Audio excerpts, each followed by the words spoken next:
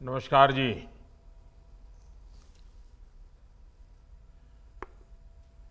उत्तराखंड के राज्यपाल श्रीमान गुरमीत सिंह जी, उत्तराखंड के लोकप्रिय मुख्यमंत्री श्रीमान पुष्कर सिंह धामी, रेल मंत्री अश्विनी वैष्णव, उत्तराखंड सरकार के मंत्रीगण, विभिन्न सांसदगण, विधायक, मेयर, जिला परिषद के सदस्य, अन्य महानुभाव और उत्तराखंड के मेरे प्रिय भाइयों और बहनों, उत्तराखंड के सभी लोगों को वंदे भारत एक्सप्रेस ट्रेन की बहुत बहुत बधाई। दिल्ली और देहरादून के बीच चलने वाली ये ट्रेन देश की राजधानी को देवभूमि से और तेज गति से जोड़ेगी। वंदे भारत से दिल्ली देहरादून के बीच रेल सफर में अब समय भी काफी कम हो जाएगा। इस ट्रेन की गति तो अपनी जगह है ही, जो सुविधाएं हैं वो भी सफर को आनंददायक बनाने वाली है। साथियों, मैं अभी कुछ घंटे पहले ही 3 देशों की यात्रा करके लौटा हूं। आज पूरा विश्व भारत को बहुत उम्मीदों से देख रहा है। हम भारत के लोगों ने जिस तरह अपनी अर्थव्यवस्था को मजबूती दी है, जिस तरह हम गरीबी से लड़ रहे हैं, उसने पूरी दुनिया का विश्वास जगा दिया है। जिस कोरोना से लड़ने में बड़े बड़े देश पस्त हो गए, उसी कोरोना को हम भारतीयों ने मिलकर के कड़ाई से टक्कर भी दी। हमने दुनिया का सबसे बड़ा वैक्सीनेशन अभियान चलाया। आज पूरे विश्व में भारत को लेकर चर्चा है। विश्व के लोग भारत को समझने के लिए, देखने के लिए भारत आना चाहते हैं। ऐसे में उत्तराखंड जैसे इतने सुंदर राज्यों के लिए ये बहुत बेहतरीन अवसर है। इस अवसर का पूरा लाभ उठाने में ये वंदे भारत ट्रेन भी उत्तराखंड की मदद करने वाली है। साथियों, उत्तराखंड देवभूमि है। मुझे याद है, मैं जब बाबा केदार के दर्शन करने गया था, तो दर्शन के बाद अनायास ही मेरे मुख से कुछ पंक्तियां निकली थी। बाबा केदार के आशीर्वाद स्वरूप ये पंक्तियां थी, और यूं ही मैं बोल पड़ा था, ये दशक उत्तराखंड का दशक होगा। उत्तराखंड आज जिस तरह से कानून व्यवस्था को सर्वोपरि रखते हुए विकास के अभियान को आगे बढ़ा रहा है, वो बहुत सराहनीय है। ये इस देवभूमि की पहचान को संरक्षित करने के लिए भी अहम है। और मेरा तो विश्वास है कि ये देवभूमि आने वाले समय में पूरे विश्व की आध्यात्मिक चेतना के आकर्षण का केंद्र बनेगी। हमें इस सामर्थ्य के अनुरूप भी उत्तराखंड का विकास करना होगा। अगर हम अभी ही देखें तो 4 धाम यात्रा पर आने वाले तीर्थ यात्रियों की संख्या हर वर्ष पुराने सारे रिकॉर्ड तोड़ देती है, नया रिकॉर्ड बना देती है। अभी बाबा केदार के दर्शनों के लिए कितने श्रद्धालु बढ़ रहे हैं, ये हम सब देख रहे हैं। हरिद्वार में होने वाले कुंभ और अर्ध कुंभ में दुनिया भर से करोड़ों श्रद्धालु आते हैं। हर वर्ष जो कांवड़ यात्रा होती है उसमें भी लाखों करोड़ों लोग उत्तराखंड पहुंचते हैं। देश में ऐसे राज्य कम ही हैं जहां इतनी बड़ी संख्या में श्रद्धालु आते हैं।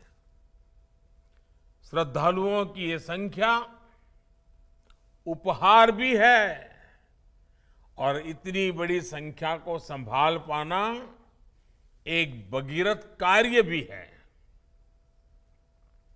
इस भगीरथ कार्य को आसान बनाने के लिए ही डबल इंजन की सरकार डबल शक्ति से, डबल गति से काम कर रही है।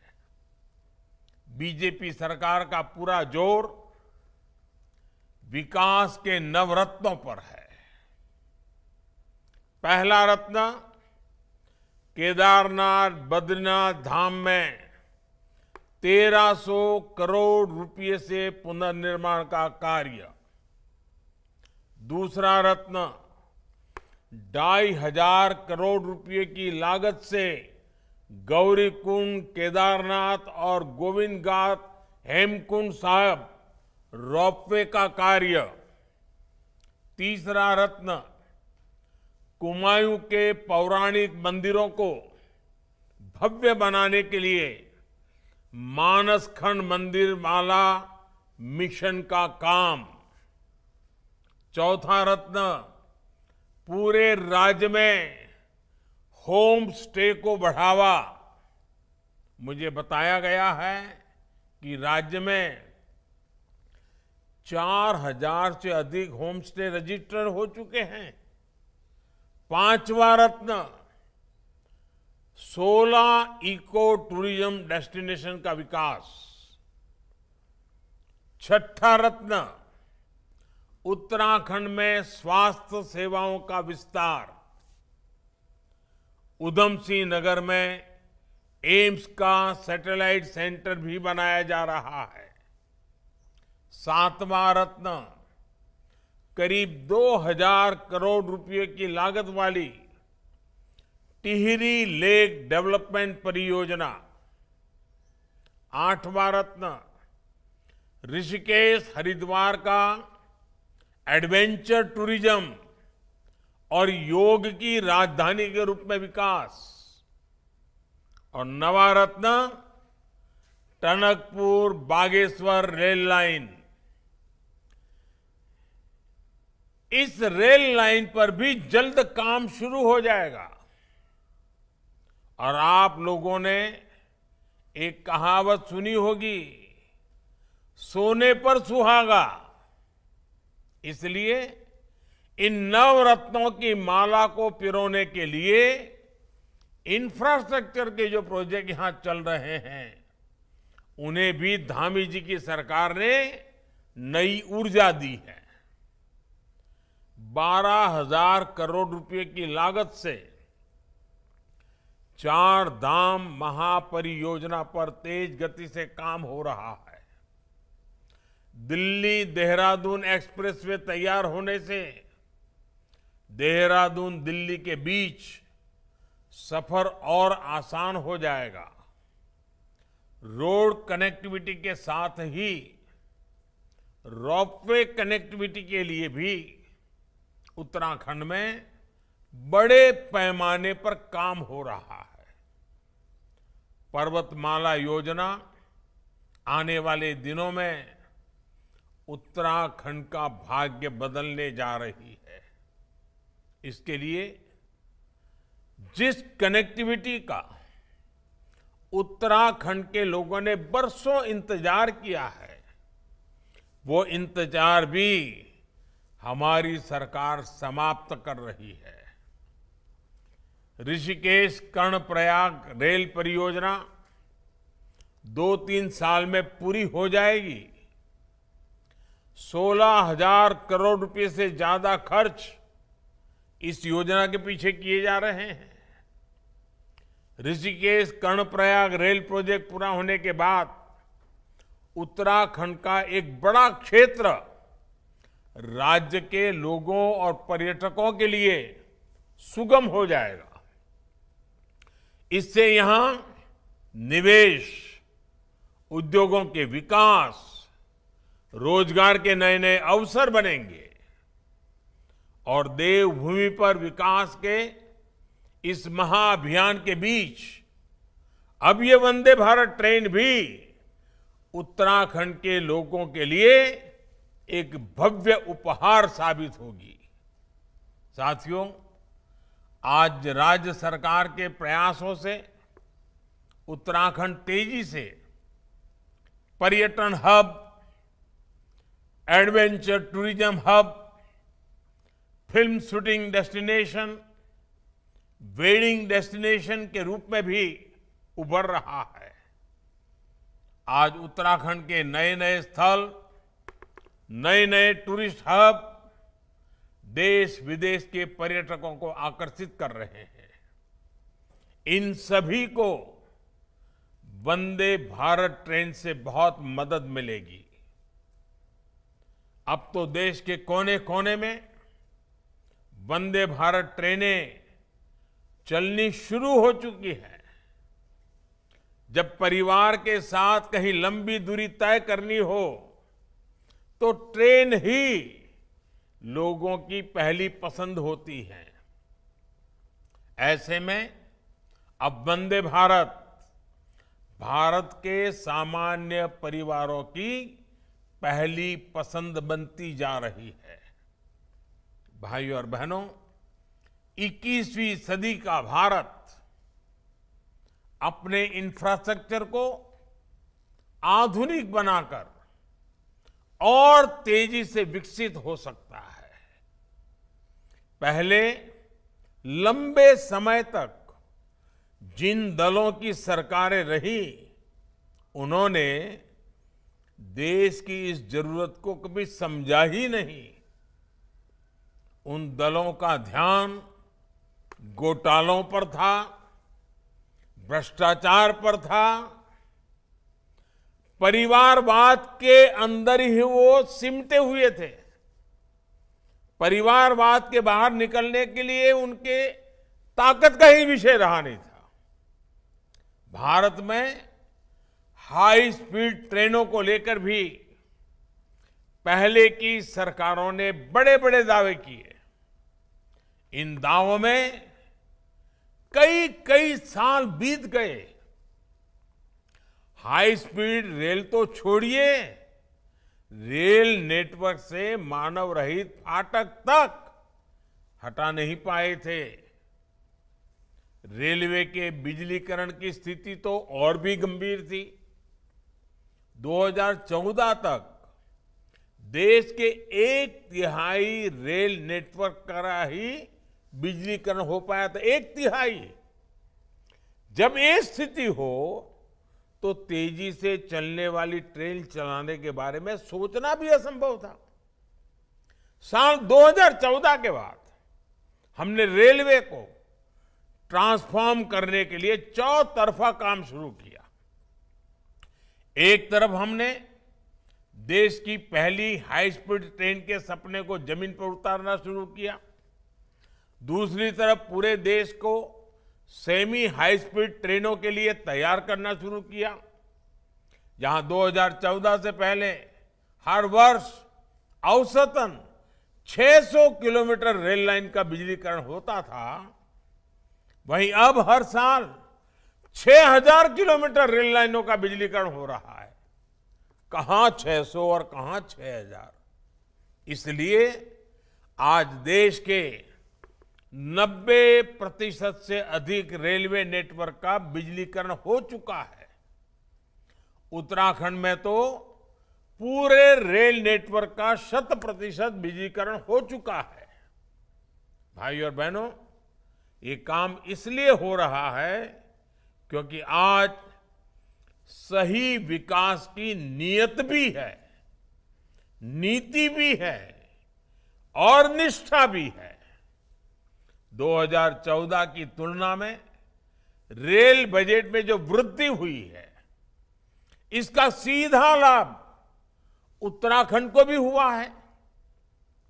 2014 से पहले के 5 सालों में उत्तराखंड के लिए एवरेज औसतन 200 करोड़ से भी कम बजट मिलता था। और अभी भी अश्विनी जी ने विस्तार से इसके विषय में बताया भी। 200 करोड़ से कम, इतना दुर्गम पहाड़ी क्षेत्र, रेलवे का अभाव, और बजट कितना? 200 करोड़ से भी कम। इस वर्ष उत्तराखंड का रेल बजट 5000 करोड़ रुपए है, यानी 25 गुना बढ़ोतरी। यही कारण है कि आज उत्तराखंड के नए नए क्षेत्रों तक रेल का विस्तार हो रहा है। रेलवे ही नहीं, बल्कि आधुनिक हाईवे का भी उत्तराखंड में अभूतपूर्व विस्तार हो रहा है। उत्तराखंड जैसे पहाड़ी प्रदेश के लिए ये कनेक्टिविटी कितनी जरूरी है, ये उत्तराखंड के लोगों से अधिक और कोई नहीं समझता है। कनेक्टिविटी के अभाव में अतीत में कैसे गांव के गांव खाली हो गए, उस पीड़ा को हम समझते हैं। आने वाली पीढ़ी को उस पीड़ा से हम बचाना चाहते हैं। उत्तराखंड में ही टूरिज्म से, खेती किसानी से, उद्योगों से रोजगार के अवसर बने, इसलिए इतना परिश्रम आज हम कर रहे हैं। हमारी सीमाओं तक पहुंच आसान हो, राष्ट्र रक्षा में जुटे हमारे सैनिकों को असुविधा ना हो, इसमें भी ये आधुनिक कनेक्टिविटी बहुत काम आएगी। भाई और बहनों, हमारी डबल इंजन की सरकार उत्तराखंड के विकास के लिए प्रतिबद्ध है। उत्तराखंड का तेज विकास भारत के तेज विकास में भी मदद करेगा। और देश अब रुकने वाला नहीं है। देश अब अपनी गति पकड़ चुका है। पूरा देश वंदे भारत की रफ्तार से आगे बढ़ रहा है और आगे ही बढ़ता जाएगा। एक बार फिर आप सभी को उत्तराखंड की पहली वंदे भारत एक्सप्रेस ट्रेन के लिए अनेक अनेक बधाई, बहुत बहुत शुभकामनाएं। और इन दिनों तो बाबा केदार के चरणों में, बद्री विशाल के चरणों में, यमुनोत्री गंगोत्री के चरणों में बहुत तेजी से देश भर के लोग आ रहे हैं। उसी समय वंदे भारत एक्सप्रेस का पहुंचना, ये उनके लिए भी बड़ा सुखद अनुभव होगा। मैं फिर एक बार बाबा केदार के चरणों में प्रणाम करते हुए, देवभूमि को नमन करते हुए आप सबको बहुत बहुत शुभकामनाएं देता हूं। धन्यवाद।